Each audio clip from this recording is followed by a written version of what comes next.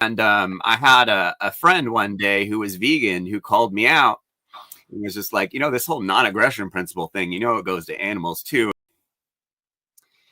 So I was obviously a big vegan activist in the late 90s, mid to late 90s.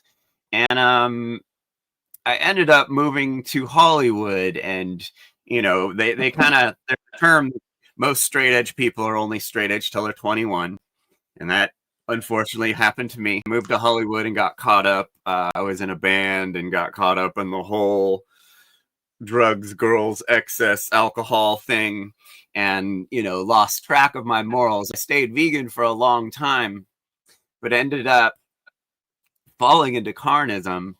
Just completely distracted with Hollywood.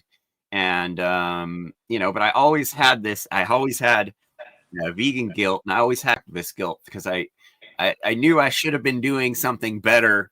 The band I was in was just kind of garbage, and, it wasn't really changing the world or anything. So I got out of the music industry and got into basically the truth movement, pushing human liberation stuff. And then that kind of led me back into veganism, because I was a big advocate of the non-aggression principle with humans. Humans shouldn't be aggressing on other humans. And I had a friend one day who was vegan who called me out.